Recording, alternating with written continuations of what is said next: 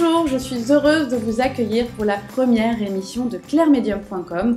Aujourd'hui, nous allons aborder le sujet très important et délicat de comment choisir son jeu de cartes. La première fois que l'on utilise un support en voyance, on se tourne très facilement vers les cartes divinatoires car elles sont peu coûteuses et pratiques. Lors de votre premier achat, je vous conseille d'aller dans une boutique ésotérique au lieu de les acheter par internet. Tout simplement parce que cela vous permettra de les toucher et de les regarder. Il existe 3 grandes familles de cartes divinatoires. La première, la plus connue, c'est le jeu de tarot. Donc il y a le tarot de Marseille. Ensuite, il y a les oracles. On connaît les oracles de Béline et l'oracle de la Triade.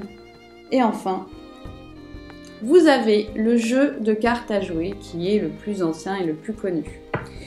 Pour une première fois, je vous conseille de commencer par le jeu de tarot classique de Marseille. Pourquoi ?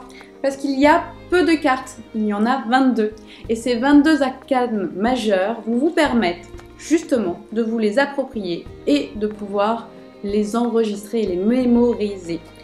Lorsque vous allez dans une librairie ésotérique, vous demandez de pouvoir regarder les cartes et de pouvoir les toucher. Tout simplement parce que cela va vous permettre de pouvoir vous les approprier et de pouvoir voir dans cette carte une histoire et de vous projeter dedans. Il faut qu'il y ait une sensation de bien-être. Si un jeu de cartes vous évoque quelque chose, une histoire, une personne, s'il vous parle, alors achetez-le.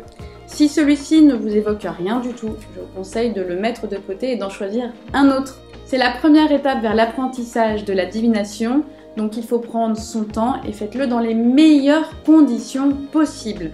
N'hésitez pas à regarder les autres vidéos sur ma chaîne YouTube et à vous abonner. Si vous voulez avoir plus d'informations, suivez-moi sur mes réseaux sociaux et moi je vous retrouve à la semaine prochaine pour une autre vidéo.